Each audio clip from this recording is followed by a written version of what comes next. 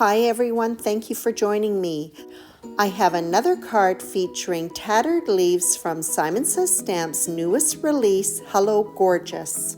This card is all about celebrating spring. I don't know what it's like where you live, but we are just starting to get the warmer weather. Although the temperatures are on the rise, we still have snow, but the geese are back. Always a sign that there are warmer days ahead, so let's get started with this spring-inspired card.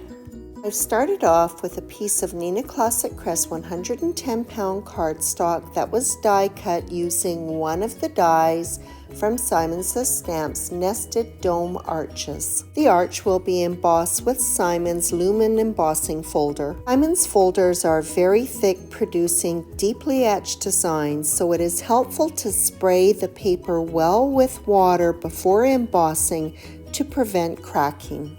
Bristol Smooth cardstock has been used to die cut both Tattered Leaves and fine Foxglove wafer dies. To make it easier to apply the ink, the die cuts were left in their background. I slid it off the die cutter's plate, and any die cuts that came out, I just popped them back in. I'm using blender brushes to color the images using Simon Says Stamp's Positively saturated inks. Lemonade was used to put some highlights on the leafy images and to color the foxglove flowers. Celery, the lightest green, was applied to the flower stem and the leafy die cut. I switched over to one of Simon's small blender brushes to focus the dark green ink aspen on the center area of both these die cuts. And of course, it looks like a little bit of a hot mess, so it's always fun when you pop the die cuts out and see what you've got. I'm prone to losing little die cuts, so before I go any further, I'm going to put my foxglove together. Unfortunately, the jewel picker was not much help. The ink was still wet and it wouldn't pick up those tiny flowers, so I had to manage it myself, which was okay. I've had Simon's fine foxglove wafer die for a while, but just haven't had a chance to use it, so I just loved watching this come together. It is so beautiful. If any of the products that I've used grab your attention, you'll find links in the description of this YouTube video or on my blog at bonniecarolee.com. For the second foxglove die cut, I used a pretty pink called Guava. For this A2 size card, the card front is going to be edge to edge, so I'm starting off with a piece of Bristol Smooth cardstock that is size 4 1/4 inches by 5 1/2 inches. Celery is applied to the bottom of the panel and sea foam at the top. And I make sure that I've inked up enough of the area that's going to be peeking through the arch. To help the details on my arch really stand out, I'm going to be adding some Distress Oxide inks. I start with a light coating of pumice stone. To add some depth and dimension, black soot is applied just around the inside edge of the arch. Hickory smoke is used to blend in the black soot edging.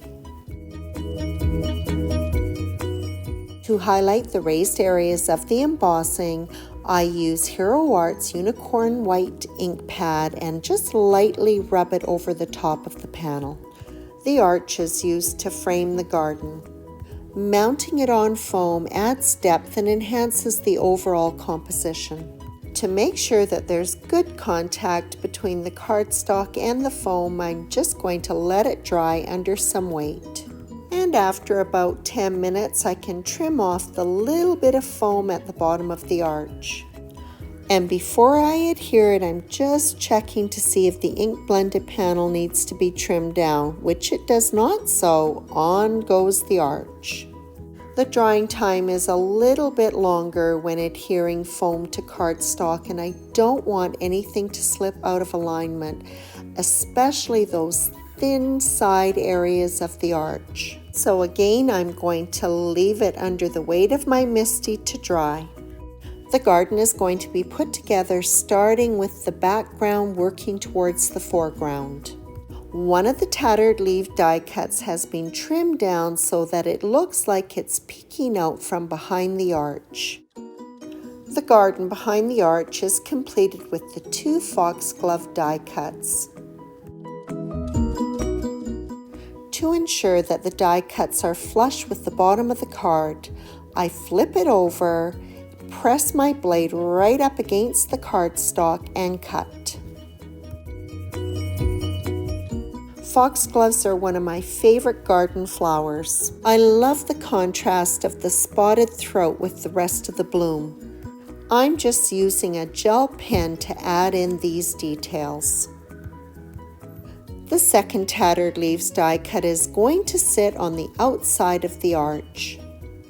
The leaves that will overhang it are going to be given some stability by adding some small foam squares. For the portion of the branch that will sit on the arch, liquid adhesive is added.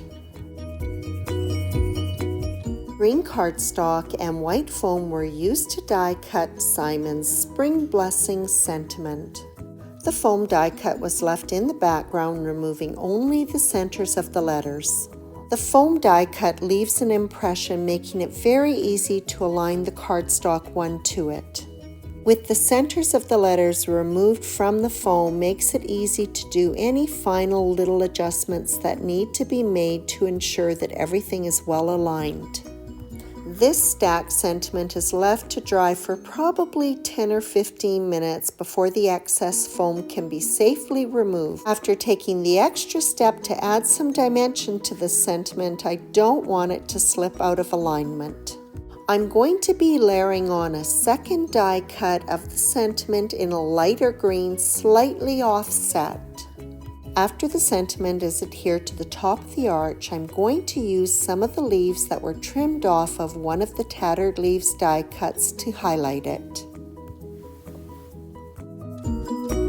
Of course, I have to add in some embellishments, and I'm using a rainbow pastel mix by Studio Kasha. I've picked out some soft green and pinks. There is lots of detail in this card, and so Nouveau Crystal Drops Morning Dew will really help that confetti to stand out. And that wraps up this spring-inspired card featuring Simon Says Stamps Tattered Leaves. This is a gorgeous die with all of its beautiful embossed details. I hope you enjoyed this video, and as always, I appreciate your visit.